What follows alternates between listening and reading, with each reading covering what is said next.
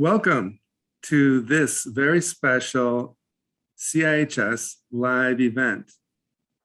I'm Thomas Brophy, President of California Institute for Human Science.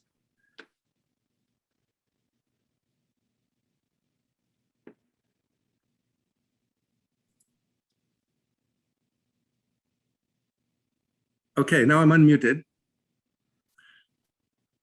I'm Thomas Brophy, President of California Institute for Human Science, and I am just extremely delighted to be able to introduce tonight's featured presenter.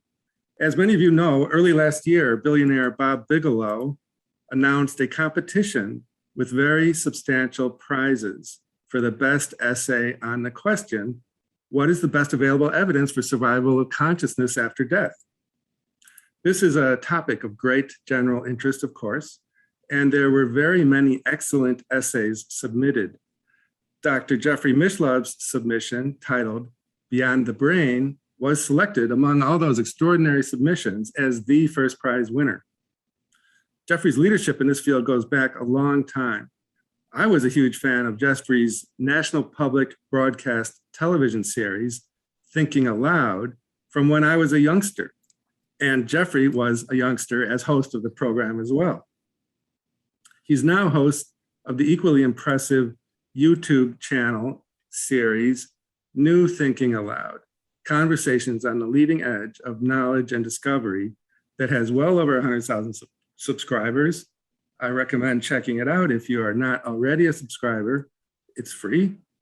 We taped, Jeffrey and I did 4 shows for his program at his wonderful studio in New Mexico, just before the pandemic, I think it was. He's author of the book, The Roots of Consciousness, Psychic Liberation Through History, Science, and Experience, and co-author of The PK Man, a true story of mind over matter, and co-author of several other books, including The Roots of Consciousness, the classic Encyclopedia of Consciousness Studies.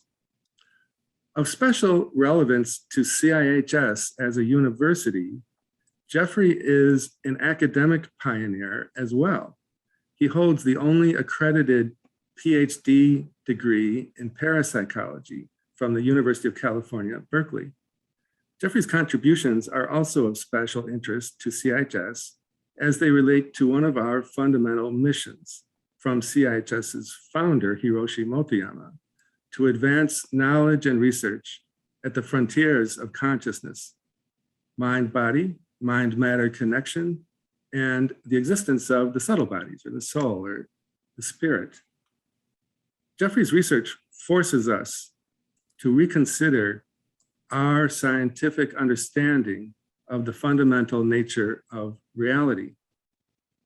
Now, for some logistical information for tonight's program, please see in my Zoom background a quick and easy way, I think you can see it here, a quick and easy way on this side to make a tax-deductible donation to support CIHS's ability to offer events like this and educational research programs along these lines, and to congratulate CIHS on its 30th year of existence, providing education and research leadership in this field. We plan to structure tonight's event as follows: 30 minutes about a presentation by Jeffrey Mishlove, then about 25 minutes for a panel discussion with me and CIHS's Dean of Research, Dr. Jeffrey A. Martin, together with Jeffrey Mishlove, and then for about 30 minutes until 7:30, when we close, question and answer with the group as a whole. Nicole Ryle, CIHS's development coordinator, will be co-hosting this event with us, and the question and answer period. For the question and answer period, please use the hand raise function. So finally, a note, this event is being recorded. If you make yourself visible during the event, you are giving your permission to be recorded, and that the recording may be possibly be rebroadcast or distributed going forward in the future.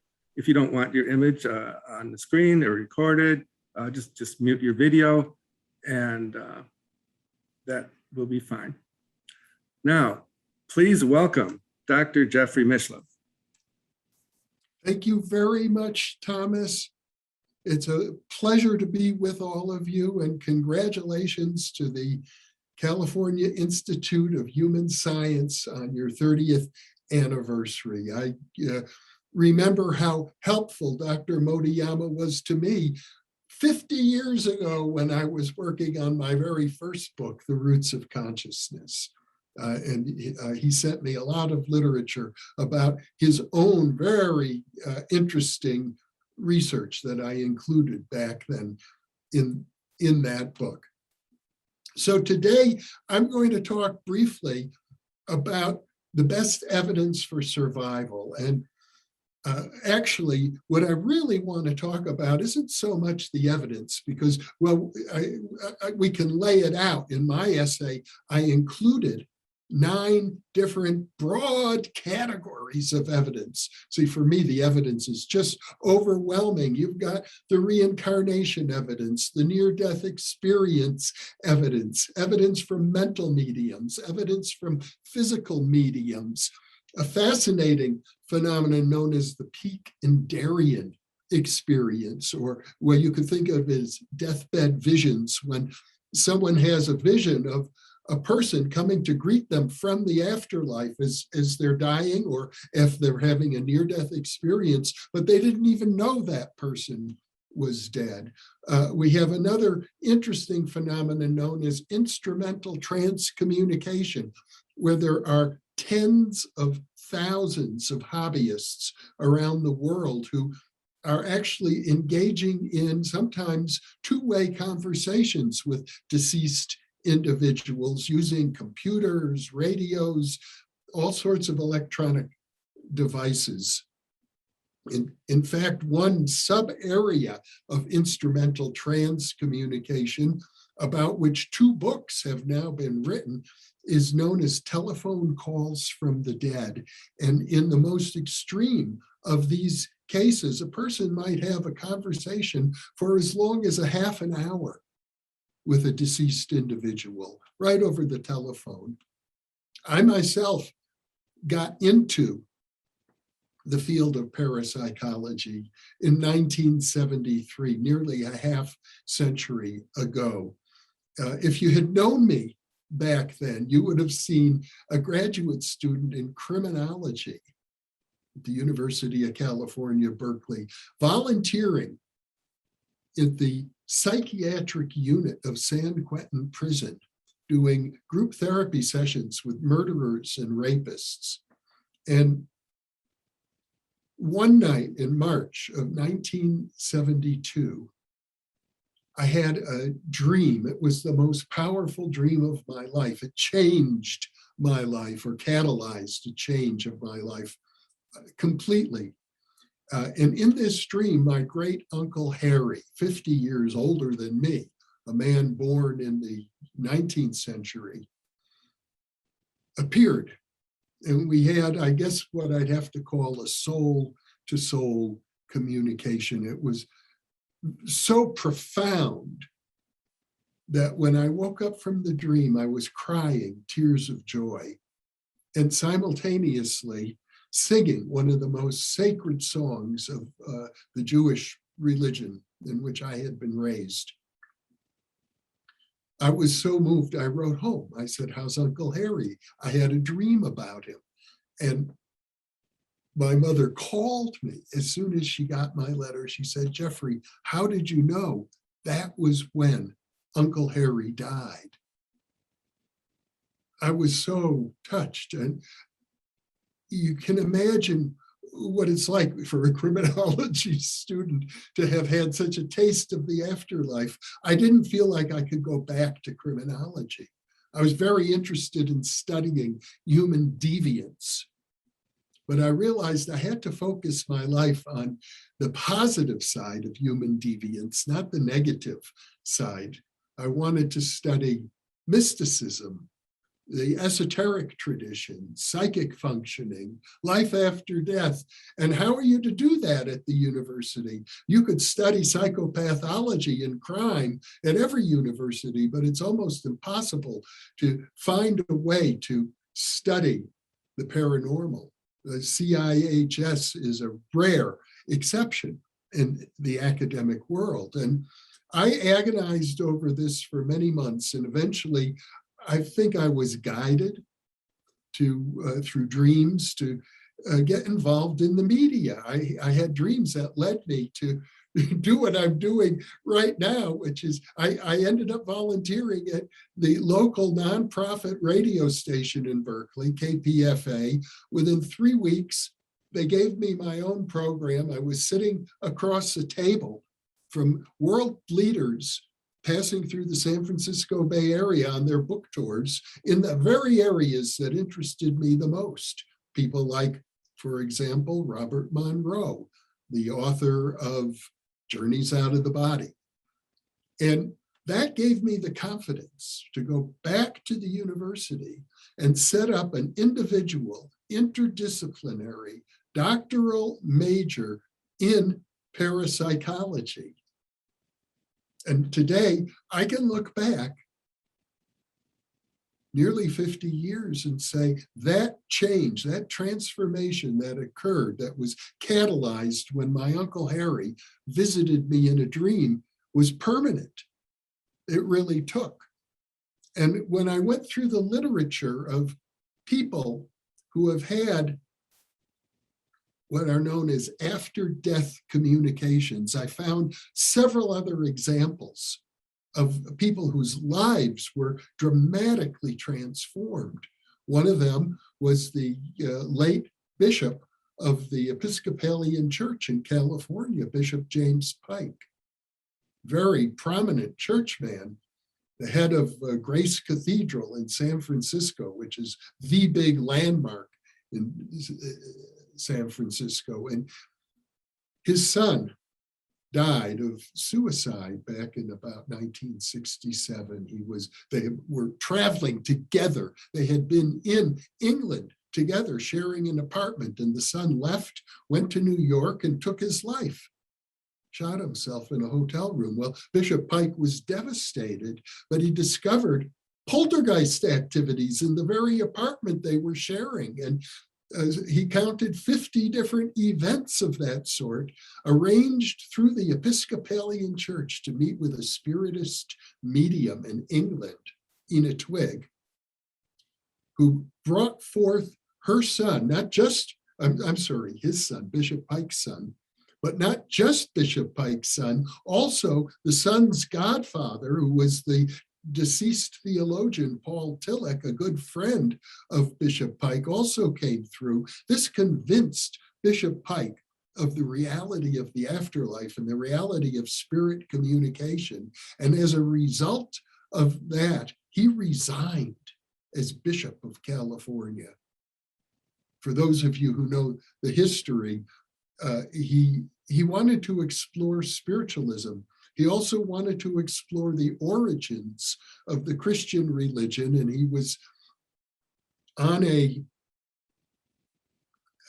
expedition in the desert in Israel when he got lost in the desert and died shortly thereafter. But his life was transformed. To give up the very powerful position of Bishop of Grace Cathedral was quite a radical change for him. Another example of that kind of radical change is the case of Dr. Elizabeth Kubler-Ross, who you probably know is very famous for her stages of grief in the death and dying process. She's also one of the first people to research the near-death experience. But there was a time in her career when she was ready to give it all up. Her seminars weren't going well. She was disheartened. And actually, she was about to tell the people she was working with at the time at the University of Chicago that she was going to change her career direction completely, give up all this focus on death and dying. She was incidentally named subsequently by Time magazine as one of the 100 most influential people of the 20th century for her work.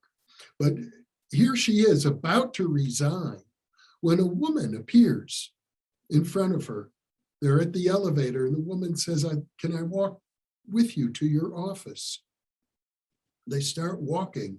Elizabeth Kubler-Ross recognizes this woman as the woman who first told her about her near-death experience, but this is a woman who had subsequently died 10 months earlier.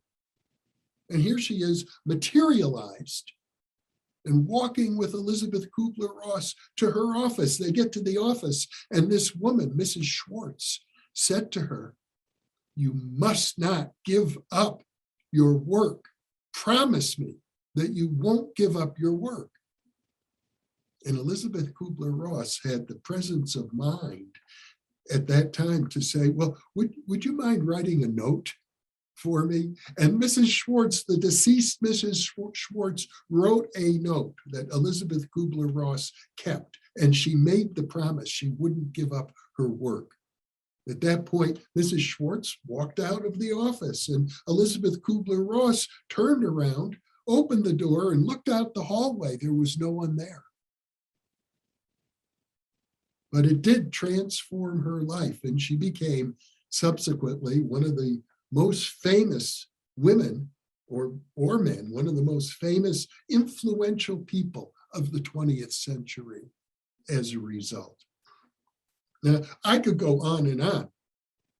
You'll find in my essay and in all of the Bigelow essays, hundreds of examples of this sort. I like these because when somebody's life is transformed in such a profound way, you've got to think that there's something going on the other side that is not only a scientific fact, an empirical fact, but has enormous emotional power.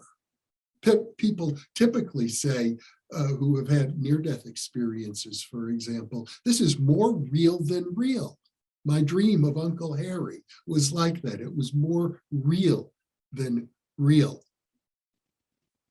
But rather than just regale you with stories that might or might not, depending on your disposition, convince you of the reality of life after death, I'd like to talk about what it would mean to scientifically study this field. Because there are people who say, well, maybe we survive death, but it has nothing to do with science. It's in the domain of religion or spirituality, or you can believe whatever you want to believe. In fact, a strange thing happened. I will share this with you. After I won the Bigelow Prize, I was invited, at least this is the way it seemed to be at the time, to give the opening night keynote at the Science of Consciousness conference in Tucson, Arizona, which is one of the major scientific conferences on consciousness. It's been going on for over 20 years. It's organized at the University of Arizona.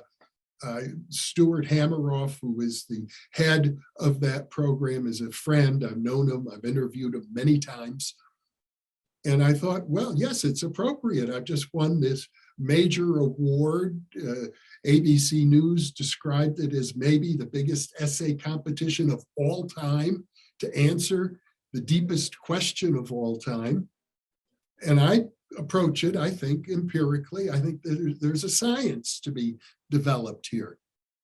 And so I was looking forward to doing that keynote, but when one of the funders of the conference said, no, we can't have this, that life after death, it's anecdotal, it has nothing to do with real science, and the invitation to give the keynote was withdrawn. I still have an invitation to be part of a workshop there, but it made me think, why is it that science is so resistant? What would it take to really open up a vast new field of science having to do with the afterlife? And the way I view it is, imagine, if you will, that we're living in the 15th century. Columbus is about to cross the Atlantic Ocean with his little fleet of caravel boats. Pioneers are discovering a whole new continent. You know, I'm sure from your studies of world history, how the exploration of the New World totally transformed European culture, or what we now think of as Western culture, and certainly has had an impact on global culture. Imagine that today we're in a similar position, only the new world that we are going to explore is the realm of consciousness itself. You're very fortunate here at the California Institute for Human Science to have as your Dean of Research, Jeffrey Martin, who has been mapping out what he calls the domains of non-local consciousness. He's actually beginning to create maps of areas of consciousness that are beyond verbalization. And you're also very lucky to have Sean Esbjorn Hargens on your faculty and as a dean here, because I know I just interviewed him yesterday, as I recall, about his amazing work mapping out human contact with non-human intelligence. But can we also map out the afterlife? I think we can. There are people today who are pioneers. I think of them as psychonauts who are exploring the afterlife. There's been research, for example, published in scientific journals on what is known as meditation-induced near-death experience. You'd think you can't research near-death experience. It happens spontaneously, and besides which, it's very dangerous. You're near death. But it turns out that advanced Buddhist meditators are capable of entering into a state of consciousness, which according to the near-death experience scale developed by Dr. Bruce Grayson, sometimes known as the Grayson scale, their experience is pretty much indistinguishable from the classic near-death experience. They contact entities, they contact spirit guides, they contact deceased loved ones.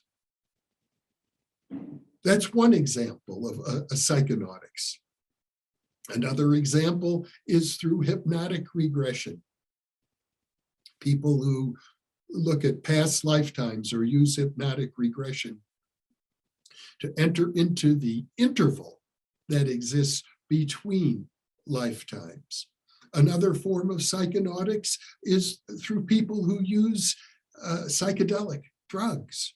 And it's not a coincidence that when Timothy Leary, Richard Alpert, and Ralph Metzner back in the 1960s wrote their classic book, The Psychedelic Experience, they based it on the Tibetan Book of the Dead.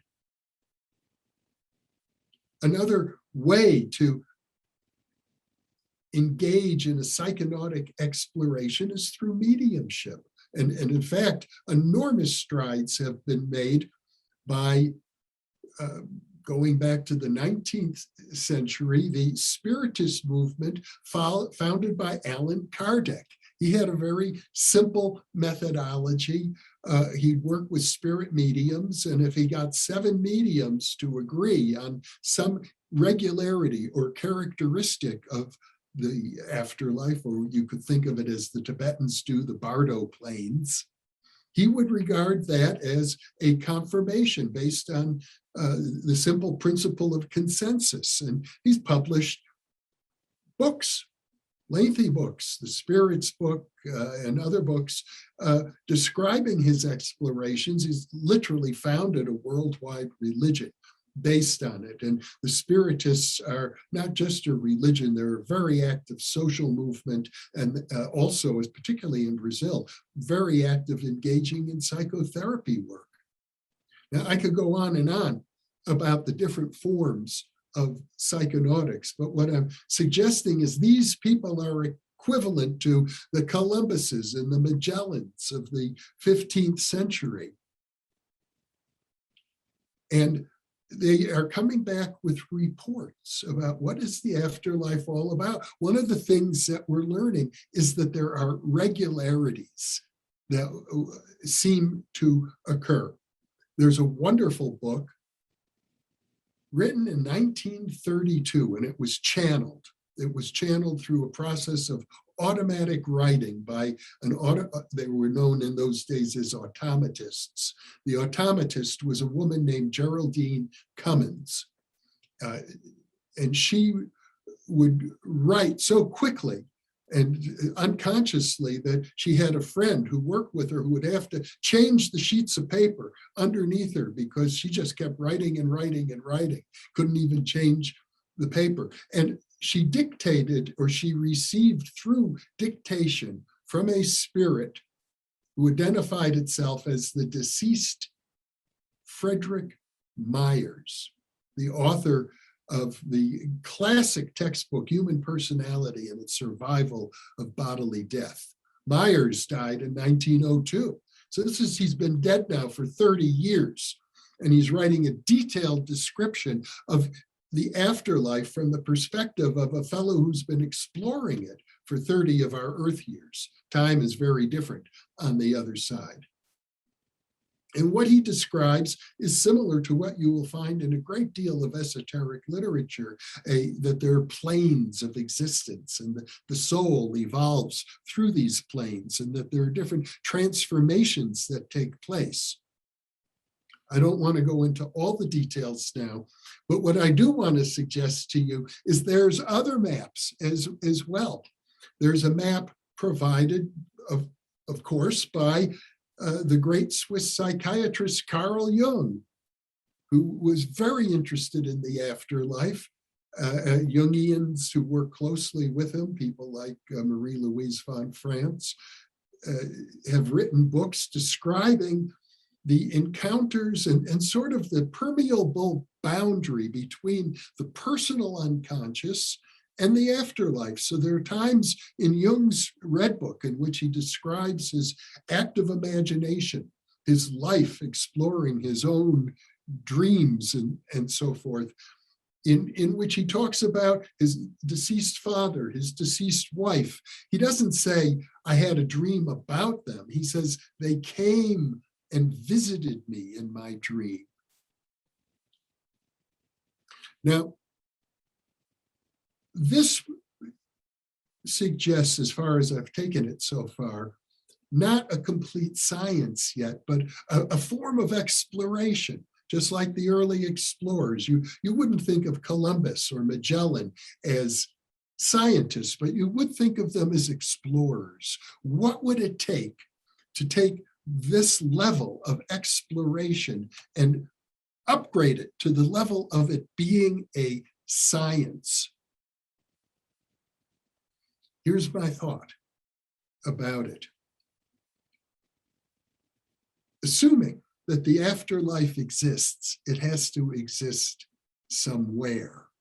There has to be a place where it exists. And the descriptions of the afterlife, just as your descriptions of dreams, suggest that they take place somewhere. And that where could be hyperspace. Hyperspace is a mathematical term for extra dimensions of the physical space that we inhabit. We know about up, down, right, left, back, and forth. And some people say time is then the fourth dimension. But there can be infinitely many dimensions of physical space beyond those three, of space and one of time, that our senses are attuned to. There's something that mathematicians call Hilbert space, which is infinitely many dimensions of space. Now, mathematicians have worked out very precise details, the geometry, the topology of hyperspace. What happens when you go from, let's say, 5 dimensions to 6, from 6 to 7, from 7 to 8. Each smaller dimension is embedded in the higher dimensions. So a one-dimensional space would be like a string, a line. A line is embedded in a plane. A plane is embedded in a solid. A solid is embedded in a higher dimensional space, and on and on and on.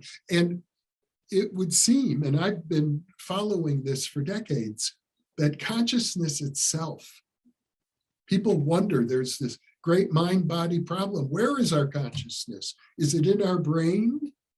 Well, all the research I look at suggests, no, consciousness is not a product of the brain. Consciousness isn't in the brain. The brain is in the mind. And the mind itself includes our individual consciousness, our personal space, our personal mental space, our transpersonal mental space, our space of dreams. And then interacting with that is what I think of as the Bardo planes. Let me give you one more example of how I'm thinking about this. I bet some of you have had this experience. You're in a dream, you're being chased, you're running, you're trying to get away, and you're going as fast as you can, but you're stuck. You just can't move. It's as if you're in molasses or quicksand. And at that moment, if you become a little bit lucid, you realize, oh, this is like a boundary between one dimension and another. If you become just a little more lucid, you know that you can start to fly at this point in your dreams. I've experienced that on multiple occasions, and I've interviewed many other people who have as well. So that's an example of a transformation that seems to occur at a particular boundary in inner space. And my hypothesis is that as more and more psychonauts come forward with their descriptions of their vast experience in the continent of the mind, it's just overwhelmingly enormous, but there will be certain regularities, such as the ability to fly at a certain time and space. That those regularities may turn out to be mappable in terms of the mathematics of hyperspace, which is a mathematics of topological transformations that occur. And if we can begin to have a mathematical basis for describing the enormous variety of transformations that occur and are reported by explorers of inner space, then I think we will have a new science of consciousness, and that will include the afterlife. So I'll stop here, and I think that at this point you will throw the floor open to a discussion with Thomas and with your dean, Jeffrey Martin. Thanks so much, Jeffrey. That is just extremely intriguing and wonderful. And thanks, Jeffrey Martin, for unmuting your video. I would like to just continue the thread that you were just talking about, Jeffrey. And I like this idea of hyperspace.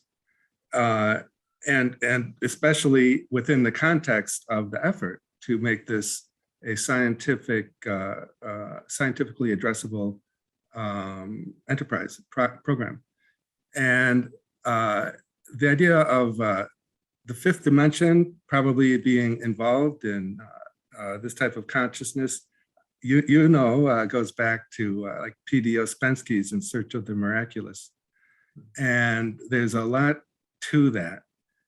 And adding to the context that you mentioned about the Tucson conference, unfortunately pulling back their invitation, I thought the Tucson conferences were making a lot of progress. So it's unfortunate to hear they're still up to this kind of shenanigans.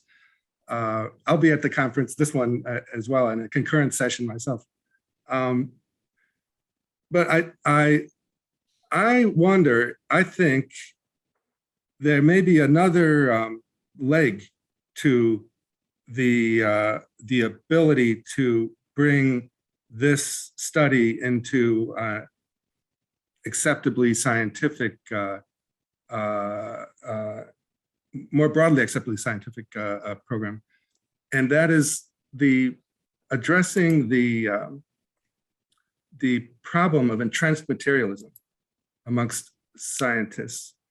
And I like to call it mistakenly entrenched materialism, because they go to that mindset tends to go back to the view that, well, none of this, these experiences, none of these could actually happen because it would violate the conservation of energy. But that's just not true. That was true in classical physics, which was the center of physics more than 100 years ago. But it's not true in modern physics. And I just wanted to see if you had any comments along those lines of this other additional leg needed to the enterprise to make this program scientifically addressable. The question of materialism and the metaphysics. A big point I made in my essay, and I didn't discuss it, is exactly that the materialistic metaphysics upon which most of modern science is based on has several problems. The biggest one is known as the hard problem of consciousness. You simply can't derive consciousness from dead matter. So if you assume the world is made out of dead matter, then none of us should be conscious at all. But since we are, there's an insolvable problem there. The main alternative to materialism is dualism. The idea that mind and matter are separate, and somehow they interact with each other. But the problem is, how can they interact with each other since they're separate? We know, for example, that neutrinos, which are physical, barely interact at all. They can pass through the earth without interacting. So how is mind supposed to interact? That leaves the third major alternative, idealism. Idealism basically says it's all conscious to begin with. Not only that, if you apply the most fundamental rule of logic, known as Occam's razor, which states that the simplest solution to any problem that can address all the facets of that problem has to be the correct solution. Well, idealism meets that criteria. We all know personally that we're conscious. That's the great insight of Descartes. Cogito ergo sum. We're conscious. So we know consciousness exists. The only thing that we have to posit then is that we know our individual consciousness is not the whole universe, obviously, but mind at large is what our consciousness is embedded in. And so from a point of view of pure logic, I think idealism is hands down the favored metaphysic. And today, I understand from my many interviews with Bernardo Kastrup, the philosopher who is probably the major proponent these days of what he calls analytical idealism, physics has pretty much largely arrived at the same conclusion. You know, if you probe the subatomic particles down to the quarks, we're no longer talking about matter in the sense of substance. We're talking about information. We're talking, and ultimately, where does information exist? It has to exist in consciousness. So I'm perfectly comfortable with the idea that all of this is embedded in consciousness. Consciousness is not a product of the physical universe. The physical universe, as we experience it, is a manifestation of consciousness. The panpsychist view is becoming much more widely subscribed to now. And that's akin to idealism. Well, you are known as a hylozoist, which is also, in my view, akin to idealism. Hylozoism is the view that the universe as a whole is alive, and I subscribe to that view. And There's a question that I'm curious to see how you'd respond to from Alan Combs in the box, who, if there's someone else in the audience, there's many great people in the audience, but he's certainly someone who would be panel worthy. So instead of saving his question until later, I'm curious as to what you'd say now. He says, why do we want to be a science, quote unquote? It seems to come with big baggage. Explorations and studies could lead to other terms, that is something more experiential, just a thought. I'm curious, you talk about going from exploration to science. I'm curious to see what you'd say to Alan. That's a wonderful question. And I think the way I conceive of it is there are levels of reality. And let's go back to the book I was describing earlier, The Road to Immortality, dictated by the deceased Frederick Myers through the automatic writing of Geraldine Cummins. And he describes 7 levels. When you enter the afterlife, at the earliest level, people describe it as very similar to physical reality. People live in houses, they have cities, there could be hospitals, they have jobs, they don't have to eat, but there's food around if they want it. They can go to the golf course or listen to music. After a while, they get tired of that. It may take, we don't know, because they might want to be reincarnated many times before they get tired of it. But if you progress up the hierarchy, you're going to shed more and more of the baggage. We're in the densest plane here, the physical plane, where we have science and we have materialism and we have possessions and challenges that you could only have here in the physical plane. And science is certainly one of those challenges, to master the physical universe. That's, I think, one of the reasons that we're here, is to learn to master the challenges that we face in this realm. But ultimately, the goal isn't scientific at all. The final goal is one that is better described in mystical or religious terms. The ultimate goal is way beyond science. It's the union with God, you might say, or merging with the infinite, letting go of all attachments, all baggage. So what I'm saying is that science is only appropriate within certain boundaries. So why do you choose science, from exploration to science specifically, in terms of what you're advocating tonight? I think would be Alan's follow-up question, probably. Well, one of the reasons I'm thinking along these lines is probably due to my own conditioning as a person who's pursued a degree in parapsychology. And lately as well, Mr. Robert Bigelow set up the Bigelow Institute and has invited me to join the board of directors. Our first board meeting is coming up later this month. And he's very interested in establishing scientific research into the afterlife. So because of my position on the board, it's a topic on my mind. I don't think it's the ultimate way to explore these things at all. I think the mystical path is equally valid. But for me right now, I think there is a role for science. One of the other papers from Arno Delorme and Dean Radin looked at a ranking of some of the different types of evidence. They used an A, B, C, D, so on scale. And I believe they ranked mediumship the highest, both physical and mental, at a B+ rating. Nothing got an A rating.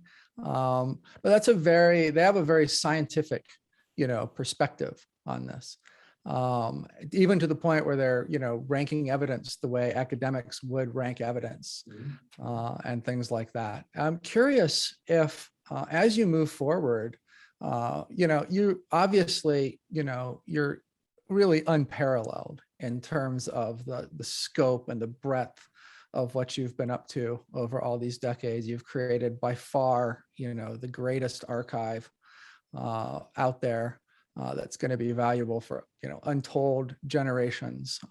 Just the vast, really the scale and the scope of what is in your mind, having had all of these amazing conversations and known so many people and gone into such depth over the years, it's really unprecedented. So I'm curious, as you advise moving forward in scientific efforts in this area, is there a gold standard research project that you always had in the back of your head that, would be like one to check off that you'd love to see someone do? Or, do you have your own ranking of, oh yes, mediumship should be at the top, 70% of funding for mediumship and, 30% of funding for whatever else or anything like that? I'm personally interested in pulling together the mathematical theorists working on hyperspace, people like Professor Bernard Carr, emeritus professor at Queen Mary University of London, people like Russell Targ, my good friend Saul Paul Sarag, whose theory of hyperspace and consciousness was published in the Roots of Consciousness, second edition. It seems to me that if we can begin to find a mathematical foundation that correlates or is orthogonal to, I'm sorry, not orthogonal to, is commensurate with the mathematics of hyperspace, then I think we're developing a theoretical science with a mathematical basis. To me, that is much stronger than just saying, well, we're working with the greatest mediums. But you got to start somewhere. I'm thinking, this is a 50-year project. I'll probably be dead myself long before it's complete. I think that's a wonderful, wonderful perspective. And just back to the question of, why make it scientific? It's also a compassionate service to help science get rid of its baggage and alleviate themselves from the baggage to be able to incorporate this aspect of phenomena into our theories of the nature of reality. Let me also reflect on when I gave the acceptance speech at the Bigelow Institute Award ceremony. I raised this point because Mr. Bigelow himself has an aerospace company. He's developed inflatable modules for space stations. One of them is up right now on the International Space Station. And before the COVID pandemic hit, it was his plan to put his own space station up into space. And what I'm arguing is if the human race is to join the galactic community of species capable of interstellar space travel, we have to understand hyperspace. And if we're going to understand hyperspace, which is essential to break through the limitations imposed by the speed of light, or you won't get very far in space travel, we have to understand the relationship between hyperspace and consciousness. And actually, and I know Sean Esbjorn Hargens knows, if you look at the ET literature, the UFO literature, there's an enormous overlap between the afterlife and seances and communications with aliens and extraterrestrials. That has to be understood, or the human race is still in its infancy, not yet ready to join the galactic community.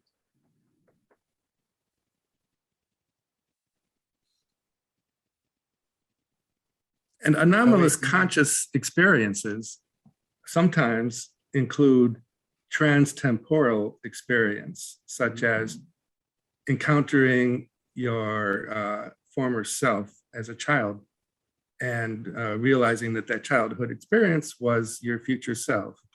So it will take at least a fifth dimensional type of theory to explain those type of experiences as well. Yeah, when you consider particularly the idea of Hilbert space, that there may be infinitely many dimensions of space, which of course, once we start even contemplating infinity, it takes us outside of the realm of empirical science. I might mention one other point now that I'm thinking about it with regard to scientific standards. And I have to give Robert Bigelow some credit. When he set up the essay competition, he didn't say the best evidence according to science for the essay competition. That may be why the essay that you cited, a very fine essay by Delorme and Dean Radin and Helena Wabe and others, received honorable mention, but it wasn't at the top of the list. The criteria specified by the Bigelow competition was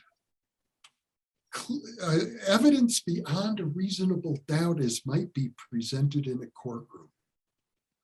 And I took that to heart. I really developed my essay as if I were arguing in a court of law rather than in a scientific journal.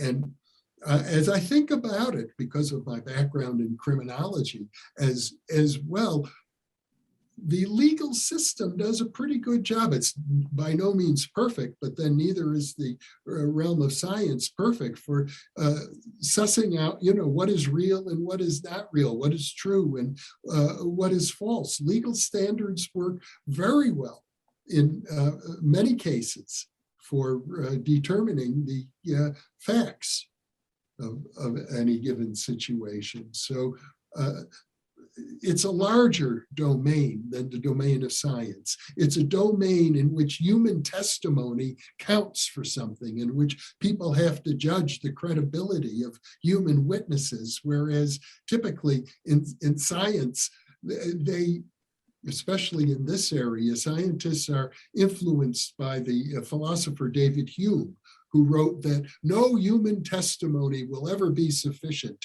to support a miracle. And I took the opposite point of view.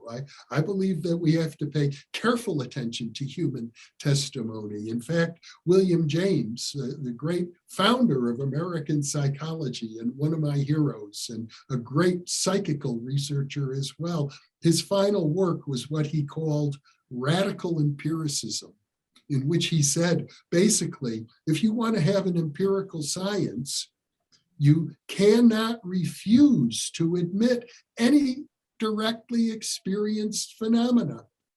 And that's what we get from human testimony, is reports of direct experience. Absolutely. I'm going to paste a link into the chat box for the various Bigelow essays, including yours, just to help people find those.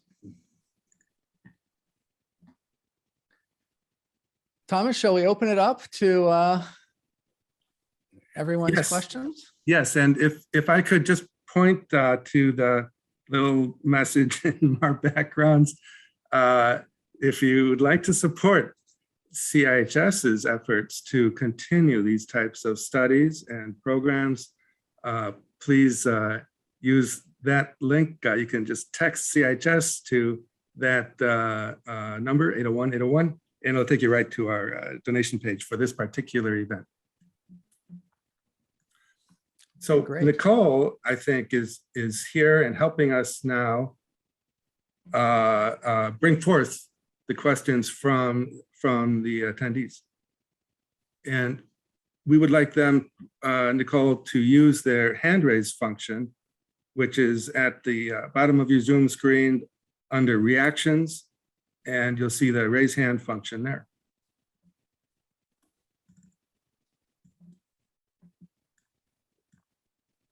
Yes, I am just going to get everybody to be able to allow them to unmute themselves. And I think, Anil, you are the first one that's raised your hand. Can you unmute yourself, Anil? There you go. So thank you very much, Jeffrey. I'm a big fan of yours, like everybody here is.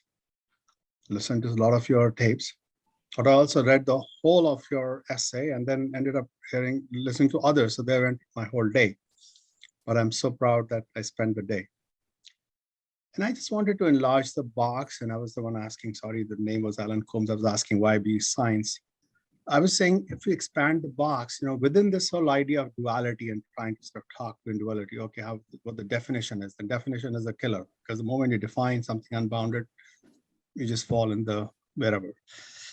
Do you think a certain amount of sort of paradigmatically power shift need to happen to this more Asian, India, China kind of domains to rise, the power to shift there before their idealism? I love the term that you use, idealism as against panpsychism. That's sort of more wonderful, I thought. That kind of global power shift needs to happen. And is it happening gradually that would make this kind of term of idealism really gain power? Because either way, you will have to explain either the emergence from material to this one, or you'll have the hard problem of physicality. How do you say, thing arise from consciousness? So, there are ways in which that can be explained. And but just my big question is, do you think there needs to be certain background, big change before this kind of shift can happen? Thank you for the question, Anil.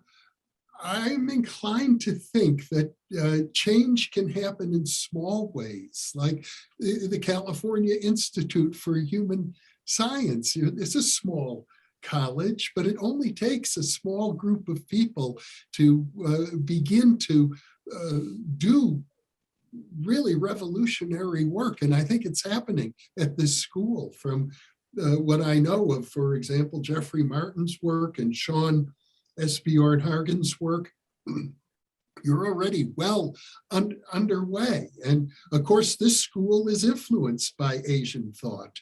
I know that, by in particular the work of Dr. Hiroshi Motoyama. So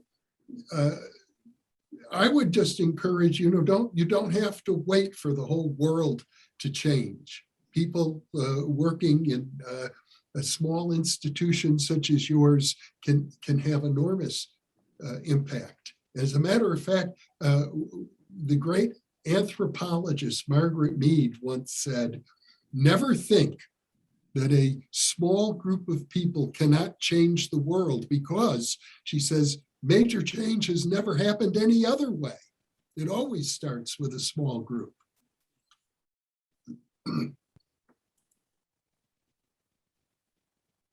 Thank you. Stephen, would you like to ask your question? Yes, thank you. Stephen Caspright, graduate student at CIHS, the other California Institute in the north.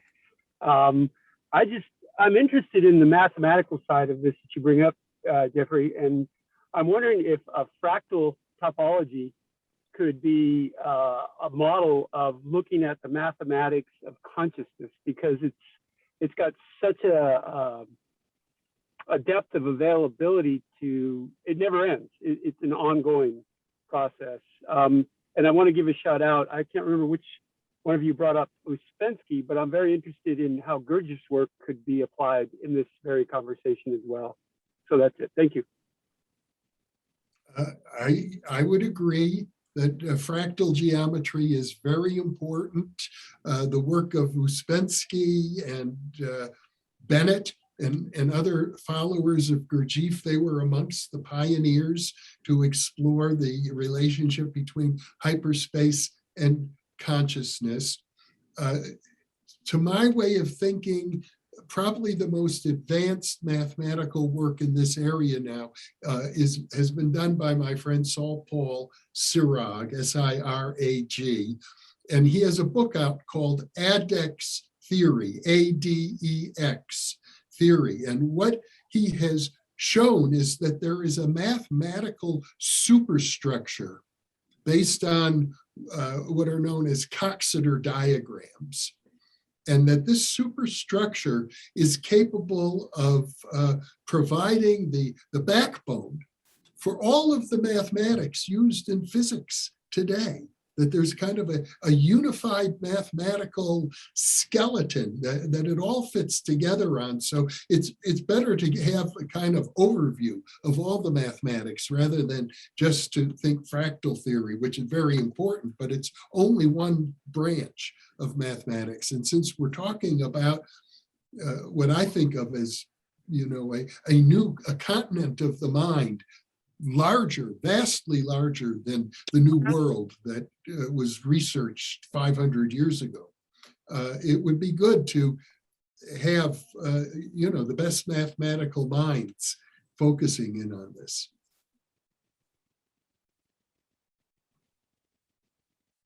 Great. Kazia, would you like to ask your question? Hi, thank you, Nicole. Thank you, Jeffrey. I want to thank you for your YouTube site too. I learn so much from you every day. And especially now, I'm busy writing all the notes down. I'm getting a wealth of information. So thank you so much for this meeting tonight. And I have a question. Will this be available for us to replay and see again? And then to your content, I'm curious about, is Bigelow interested in actually putting his money towards actually finding proof of the afterlife in whatever form that takes, with gauges and science and dials and whatnots?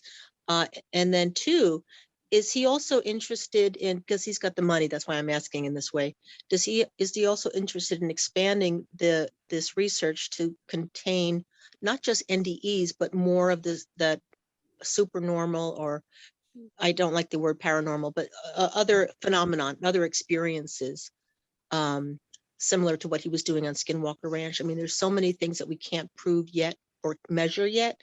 So I'm curious to know if he wants actual proof of the afterlife, and if he's willing to put money towards expanding the afterlife experience, to say there's a lot of other things going on besides just that one name. Thank you.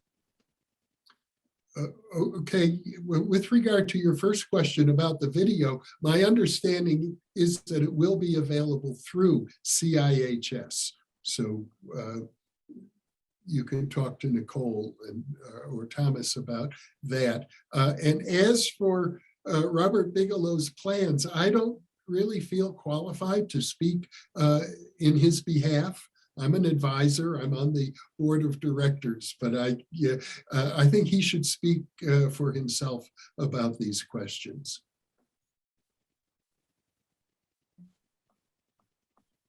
Great, thank you. Okay, Mohit. Greetings, everyone. Dr. Mishlove, I really want to acknowledge the work that you've been doing. It's been very inspirational. My question is regarding in a way, the technology side of things, as in, since we are like looking into a new physics way of looking into these phenomena, like, do you think there might be we might discover a new way to interact with this? Because we have been using meditation, we have been using other techniques to access this kind of hyperspace, right? So do you think we will find a new way that more people can access it into to explore these areas? So what does it look like? You know, what kind of because once Einstein's theories gave rise to atomic physics, do you think we would have a new kind of physics and new technology to interact with that kind of phenomena?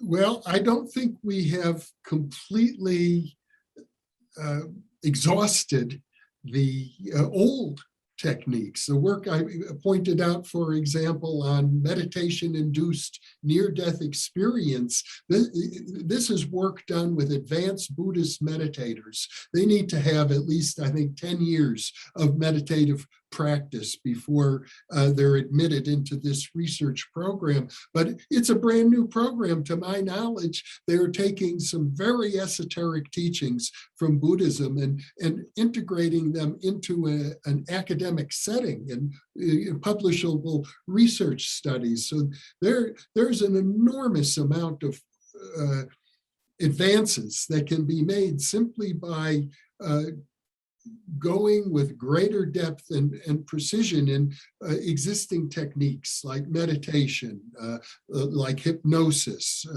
and mediumship. I can say that I'm pretty sure that Robert Bigelow is interested in it at that level. Now, when it comes to other new approaches, the person you probably want to talk to is your Dean of Research, Jeffrey Martin, who is really on top of all the new technologies that are coming out, and they're exploding. There's all kinds of work with sound and light and electromagnetics and biofeedback devices of every sort.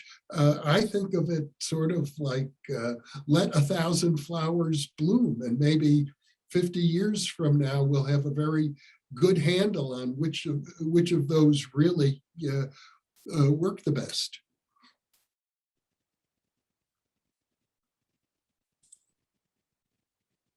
Thank you. Thanks for your question. Okay, Darren Thomas, would you like to ask your question? Hey, Jeffrey, can you hear me? I can hear you. I can't see you. Okay, excellent. I've just got a quick question. Are you familiar with the movie Flatliners?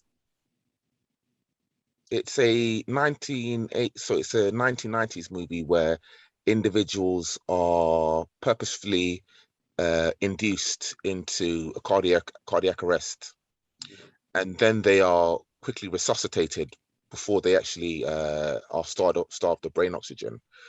What are your thoughts on the potential of this scientific approach being used in the future to explore the afterlife? Obviously, we need to take into account ethical considerations. Well, it's totally unethical. So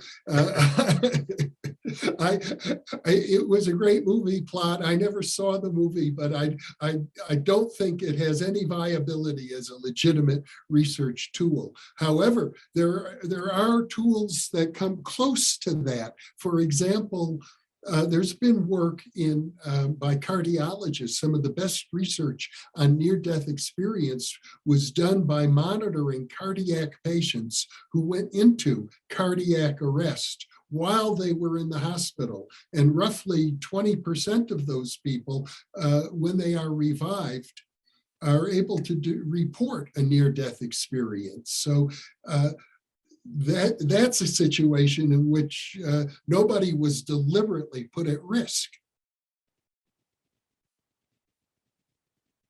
Thank you.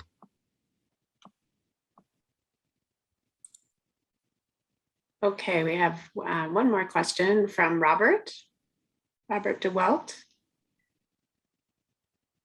You have to unmute yourself, please, Robert.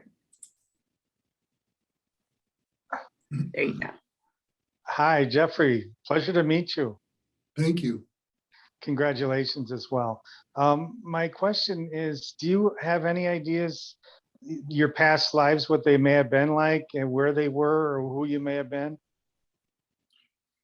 Well, since you asked, there have been people who have suggested that I've had different past lives of notable people. One is the ancient philosopher Seneca, another being one of my heroes, William James. And I have even gone through past life regression to explore that. I cannot accept those personally. I do feel like I have a kinship with William James and a kinship with the philosopher Seneca, the ancient Roman philosopher. And I've published a paper in the Journal of Humanistic Psychology called Archetypal Synchronistic Resonance, where I talk about how we can have a resonance with famous figures from the past. It doesn't mean we were those individuals in a past lifetime.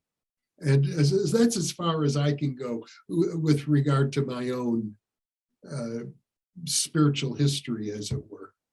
Sure. And I'd like to add a comment that, you know, those are two very unique people, and I wouldn't count it out that you could be one of those people. But my belief is there are so few writings of the past. In the future, your future you will see you on tape and read your writings, and will have no question that he recognizes you. because I believe the soul holds all this information. So what you're doing now, you're a pioneer in the beginning. You know what, it takes another lifetime to start catching up with this stuff. Now that media is available, I fully think the next you is going to look back and go, unmistakably, that's me. Just want to tell you that. Well, thank you for that. Sure. I sometimes wonder, you know, in the book by Frederick Myers that I keep referring to, The Road to Immortality, he suggests that we don't have to reincarnate, and it's not necessarily even a good idea. We reincarnate out of a feeling of attachment to the earth plane, but it's always possible to move into the higher dimensions instead of going back down into the earth plane. So Sure. Who knows? Yeah. Thank you so much. Appreciate it. Thank you. Thank Namaste. you. We did have 2 questions in the chat that might be interesting to talk about. Jeffrey, what is your definition of hyperspace? And also, what is your definition of NDE? I'm assuming that's near-death experience. Oh, okay, well, my definitions aren't as important as the standard definitions, I think, on each of these. Hyperspace is, I thought I had defined it earlier, but it's basically additional dimensions of space beyond height, width, and length, which are the 3 physical dimensions of space that we normally experience.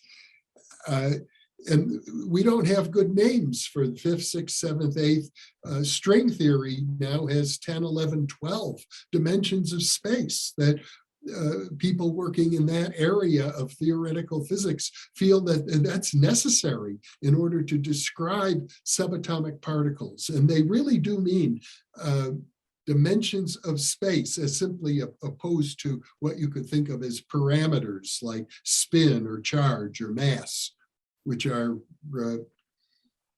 you could call them physical dimensions, but not spatial dimensions.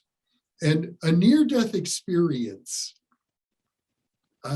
it's got fuzzy boundaries because, for example, there's a wonderful book called Changed in a Flash, co-authored by Professor Jeffrey Kripal and a woman named Elizabeth Crone. She was struck by lightning. She had a classical near-death experience, but it's not clear that she was ever near death. And in fact, the truth of the matter is that many people have mystical experiences that are pretty much identical in description to the near-death experience, but those people aren't near death at all. So traditionally speaking, to have a near-death experience, such as the studies I mentioned earlier at the hospitals, patients who have cardiac arrest, these are people whose hearts have stopped. And when your heart, has stopped like that for a minute, I think it takes only 30 seconds before the brain stops generating electromagnetic activity. So those people are obviously much closer to death. And there's a huge debate going on now in terms of what constitutes near death. To me, that's sort of irrelevant when you consider that a meditator can have the same experience without endangering themselves at all. So I really tend to think of these things more as classical mystical experiences that just happen to occur spontaneously with people who are experiencing some sort of a physical trauma. I hope that clarifies the question. Yes, I think so. Thank you. Hi, Aaron. I think you're next. Hi. Hi there. It's really great to meet you, Jeffrey. I'm a Qigong instructor and breathwork facilitator. I'm based in actually New Mexico and San Diego.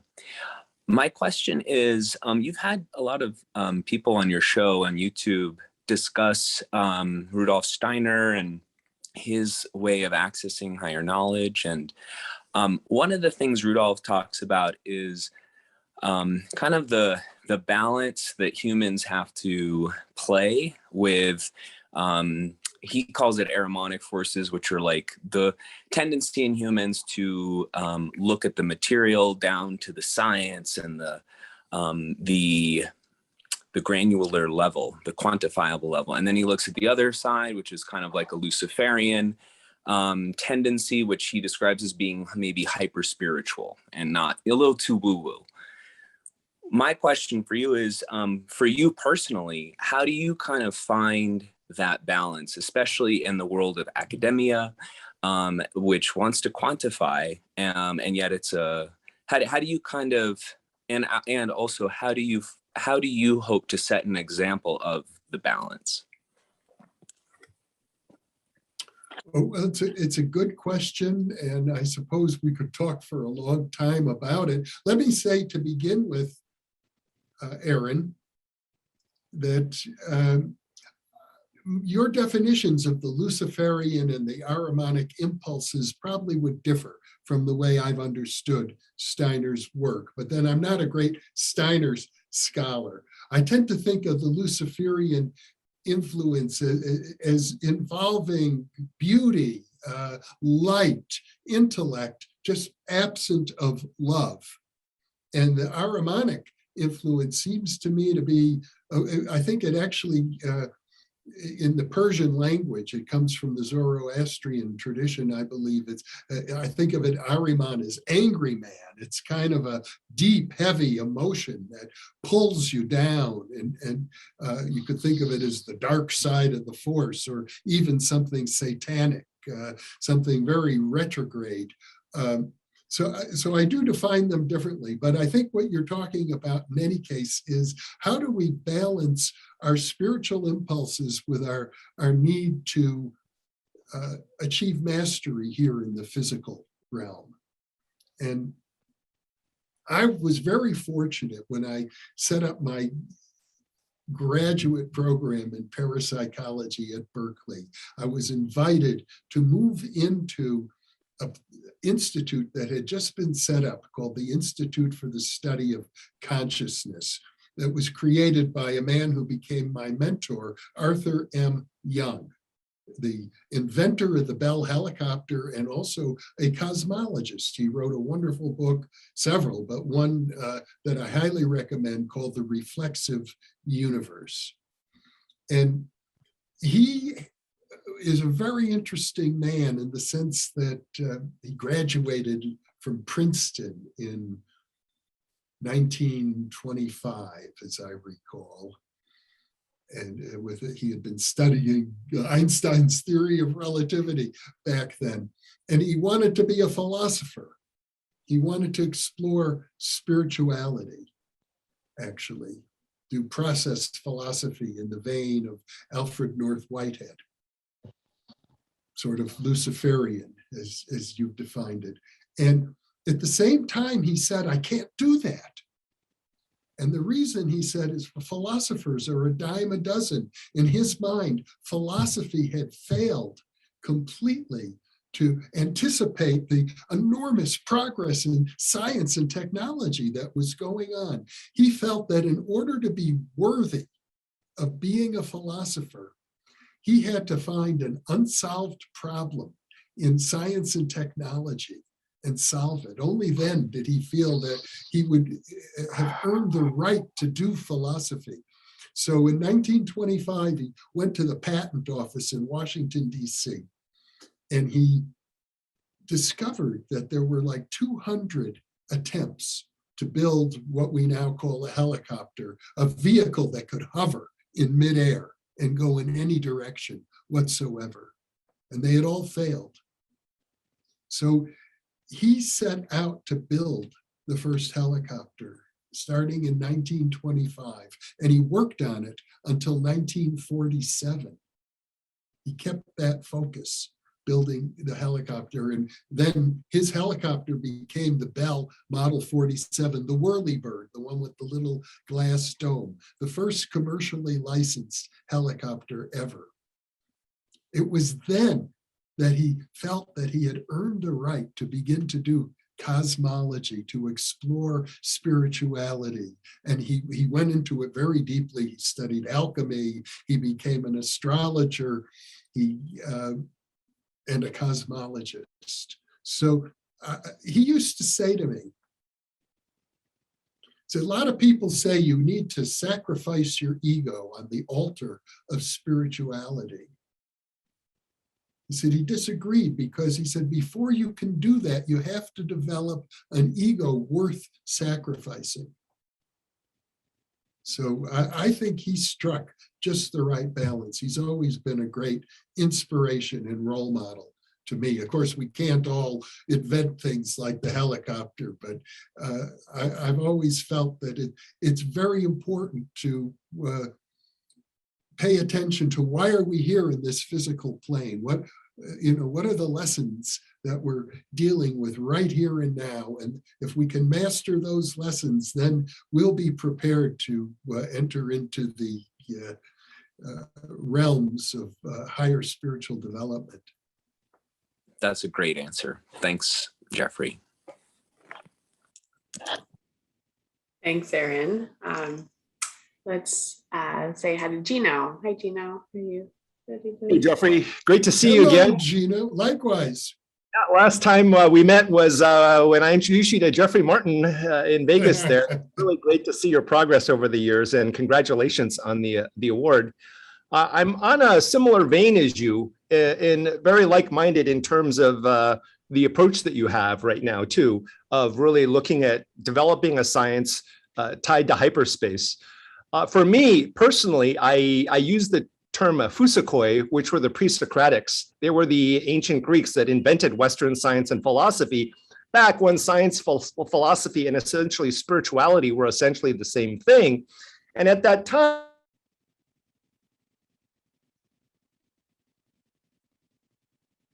His picture froze. I think Gino's coming from China, so hopefully he'll unfreeze. There he is. okay, sorry about that. So how do I communicate my experience of this to another person that is also experiencing this without attributing things to supernatural powers? And that's kind of the basis of the pre-Socratics, who invented Western science and philosophy back when science, philosophy, and spirituality were essentially the same thing. Now, in order for us to communicate, there's the mathematics that you point out of really the exciting areas of hyperspace, but all of that in mathematics is also used as the fundamental basis of science, but it's a language that has to bind to some kind of experience. And that requires people that have had the experience, right? And so we have to have a common semantic reference in order to communicate. And so arguably a lot of these, and what we're finding right now, whether it's through near death, through deep meditative practice, or through psychedelics, there are people that have developed these kind of unique experiences, but which there is no common semantic, or we're still working out the common semantic reference from which this can be communicated.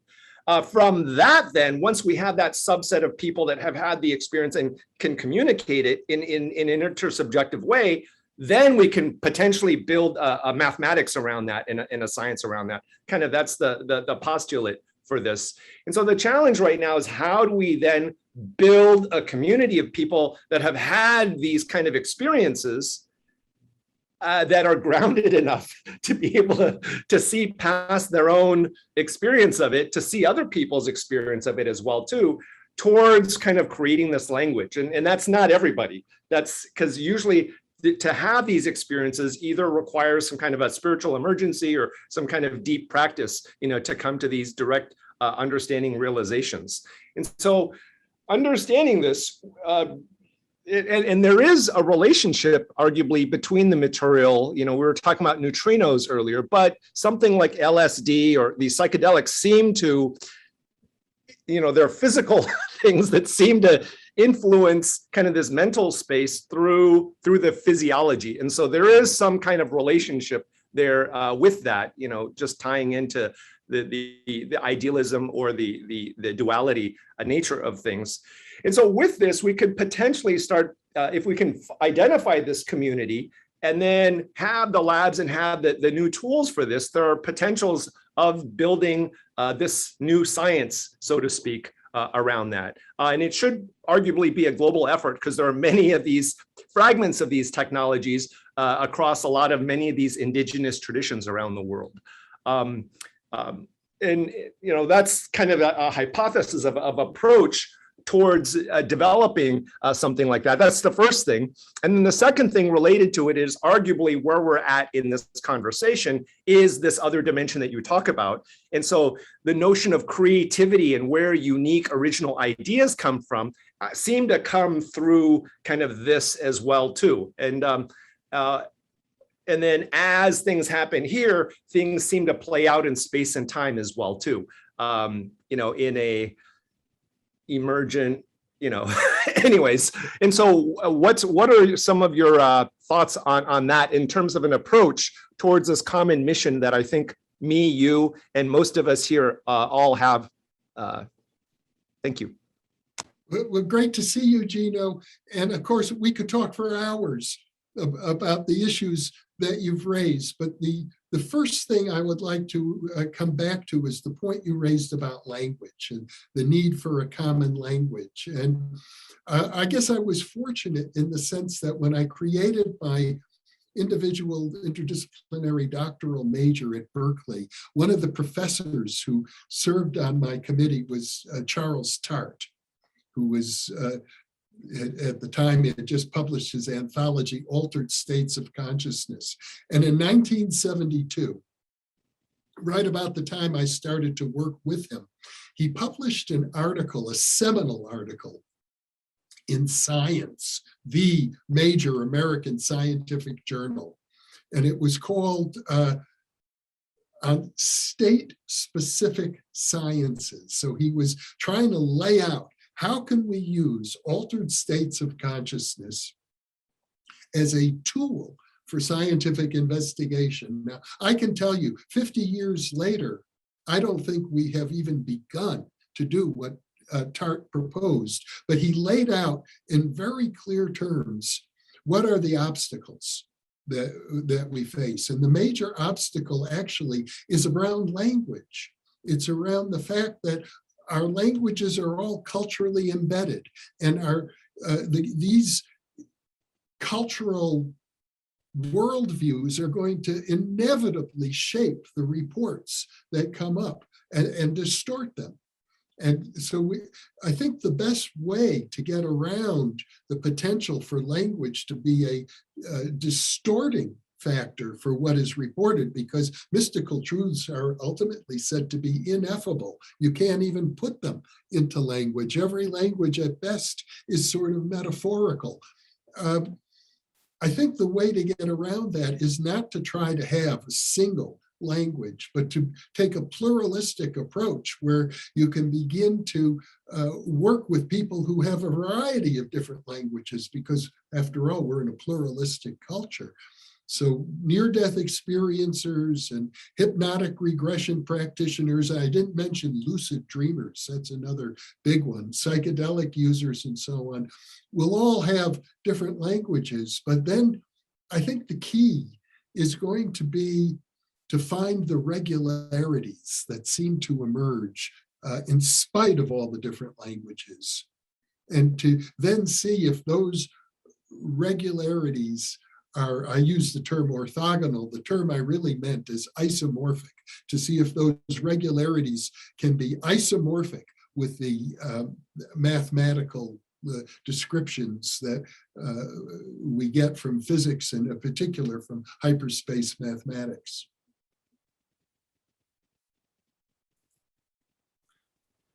Well, I think that may be a really wonderful conclusion to this really exciting evening with Jeffrey Mishlove. And great to see you too, Gino Yu. Let's thank Jeffrey again. This was just extraordinary, and I hope we're able to, at CIHS, do more with you in the future, Jeffrey. It'll be my pleasure. I love your school. Thank you so much. And thank you everyone for attending this evening.